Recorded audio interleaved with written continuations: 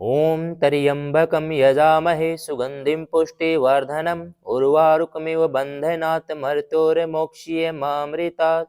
ॐ कर्पूरगौरं करुणयावतारं संसारसारं भुजगेन्द्रहारं सदा वसन्तं हृदयारविन्दे भवं भवानी सहितं नमामि। ॐ नागेन्द्रहाराय त्रिलोचनाय भस्मरङ्गाय माहेश्वराय नित्याय शुद्धाय दिगंबराय तस्मै काराय ओम नमः शिवाय। श्री शिव महापुराण महात्म्य। शिव महापुराण की श्रवण विधि। शौनक जी बोले, हे मुने, आपने श्री मुख से इस परम पुनीत इतिहास को श्रवण कर हम सब धन्य हो गए। आप कृपा करके शिव महापुराण को श्रवण करने की विधि का वर्णन करें।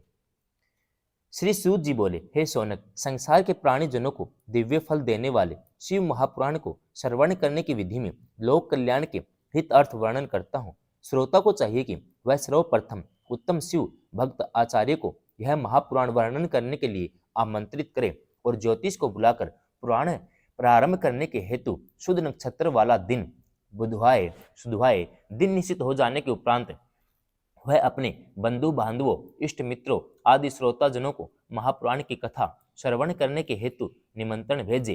किसी शिवालय, तीर्थ स्थल, बिलव वृक्ष के नीचे, घर आदि स्थान पर कथा कराने की व्यवस्था करें।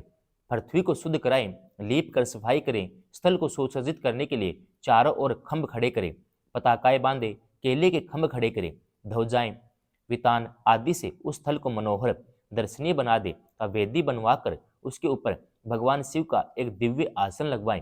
कथा कहने वाले आचार्य के लिए उत्तम आसन लगाएं। श्रोता जनों को सुखपूर्वक बिठाने की इच्छा से सुंदर आसनों की व्यवस्था करें ताकि कथा श्रवण करने में उनको तनिक भी कष्ट न हो। आसन व्यवस्था करने में इस बात का विचार रखें कि वक्ता का मुख उत्तर की ओर, श्रोताओं का मुख पूर्व की ओर, दोनों के मुख आमने सामने रहें। श्रोताओं के पधारने पर उन्हें पूर्ण आदर सहित स्थान दे। पुराण आरंभ कराते समय समस्त चिंता त्याग कर अपने हृदय को शिव चरणों में लगा दे। कथा प्रारंभ करने के लिए जब वक्ता वह इस आसन पर बैठे तो कथा समाप्त होने तक वह किसी को नमस्कार न करे। पुराण के ज्ञाता पुण्य आत्मा होते हैं, उनकी अवस्था का विचार नहीं किया जाता है। पौराणिक जन सभी लोगों में श्रेष्ठ हैं, उनकी सभी वंदना किया करते हैं।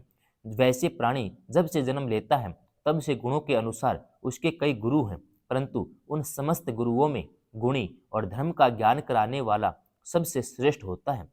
उस पर भी जो पुराण सुनाता है वह सर्वश्रेष्ठ है।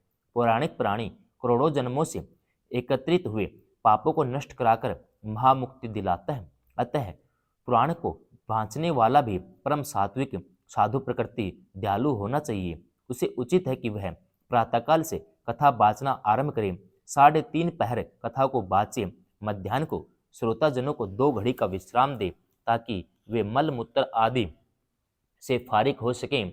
दुर्जन और दुष्ट प्रकृति जनों को यहाँ इस पुराण कथा को कदापि न बाचें। जिस दिन वक्ता कथा का प्रारंभ करे उस दिन अपने बाल बनवा ले। कथा प्रारंभ करने के बाद से समस्त नित्य कार्य संक्षेप में करे। वक्ता की सहायता अर्थ संदेह को निवारण करने वाला चतुर पंडित वक्ता के पास बैठे। कथा बिना किसी विघ्न के समाप्त हो, इसलिए प्रारंभ करते समय गणेश जी का पूजन करना चाहिए। गणेश पूजन के पश्चात भगवान शिव का पुराण पुस्तक का पूजन करें। समस्त श्रोता शुद्ध हृदय से शिव भक्ति में लीन होकर शिव पुराण की कथा को श्रवण करें। जो श्रोता चित्त में भ्रांति रखते हैं उनका चित्त काम में लिप्त रहता है। जो क्रोधी हैं, जो व्यभिचारी पाखंड में रुचि रखते हैं, वे इस कथा के पुण्य को नहीं पाते। जो प्राणी अपने घर, अर्थ, पुत्र इत्यादि समस्त सांसारिक चिंताओं को त्याग कर ही एकाग्रचित होकर अपने मन को कथा में लगाता है, वही इसके श्रेष्ठ फल को पाता है। समस्त प्रकार से अपने मन को बस में कर जो एकाग्रचित होकर कथा को श्रवण करता है वही पुण्य प्राप्त करता है। जो प्राणी भक्ति भावनाओं को त्याग कर इसे सुनते हैं उन्हें इन कथा के श्रवण करने का कोई फल नहीं मिलता, वे जन्म जन्मांतर दुख ही प्राप्त करते हैं। जो श्रोता पुराण के पूजन में यथाशक्ति भेंट किए बिना ही इस कथा को श्रवण करते हैं वे मूर्ख रहते हैं, सदैव दूषित ही समझ जाते हैं। जो प्राणी कथा होते समय कहीं और चले जाते हैं उनकी संपत्ति आदि व्याधि में नष्ट हो जाती है। जो मनुष्य कथा होते समय 5 बातें हैं, उन्हें नरक के यमदूत उन्हीं का विष्ठा खिलाते हैं। जो कथा को ऊंचे आसन पर बैठकर सुनते हैं, वे नरक यातनाएं भोगकर काग होते हैं। जो आसन या कुर्सी पर बैठकर कथा सुनते हैं, वे नरक में जाकर विष वृक्ष होते हैं। वक्ता को प्रणाम न करके कथा सुनते हैं, वे नरक भोगकर अर्जुन वृक्ष होते हैं। जो लेटकर कथा सुनते हैं, वे नरकों के बाद अजगर होते हैं। जो वक्ता के बराबर आसन पर बैठ कथा सुनते हैं, उन्हें गुरु सैया पर चढ़ने का पाप लगता है। पाग बांधे कथा सुनने वाले मनुष्य की संतान पापी और कुल दोषक होती है। जो वक्ता एवं कथा की निंदा करते हैं, वे नरक भोगकर कुत्ते होते हैं। कथा होते समय जो बुरे वचन निकालते हैं, वे गंधर्व होते हैं।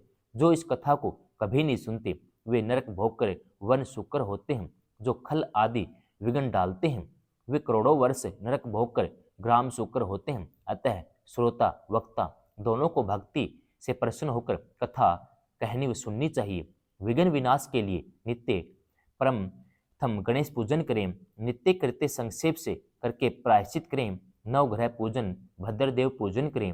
नित्य विधि पूर्वक शिव पूजन और पुस्तक का पूजन करें। पूजन के अनंतर भक्ति से हाथ जोड़ पुस्तक को शिव रूप समझ स्तुति करें। हे पुराण देव, आप साक्षात महेश्वर हैं, प्रत्यक्ष हो, श्रवण के हेतु स्वीकृत हो, अतः मुझसे संतुष्ट हो। मेरा संपूर्ण कथा श्रवण करने का मनोरथ आपको सफल करना है। हे शंकर, मैं आपका दास हूँ, भव सागर में पड़ा हूँ, क्रम ग्राहों से जकड़ा हुआ दीन हूँ, मेरा उद्धार करो। इस प्रकार शिव पुराण की स्तुति करके नम्रता से व्यास जी का पूजा करें। शिव पूजा की विधि से पुष्प वस्त्र भूषण धूप दीप आदि से वक्ता का भी पूजन करें। उसके आगे शुद्ध चित्त हो पुराण समाप्ति तक यत्न पूर्वक नियम धारण करें। वक्ता से प्रार्थना करें कि आप शिव कथा विशारद परम ज्ञानी श्री व्यास रूप हो। इस कथा के ज्ञान से मेरा अज्ञान दूर करो। शिव पंचांग मंत्र के जपने के लिए 5 ब्राह्मणों का वर्णन करें। वे शिव पंचाक्षर मंत्र को ही भक्ति से जपते रहें। यही कथा के श्रवण का संविधान वक्ता श्रोता आदि के लक्षण हैं। ओम नमः शिवाय।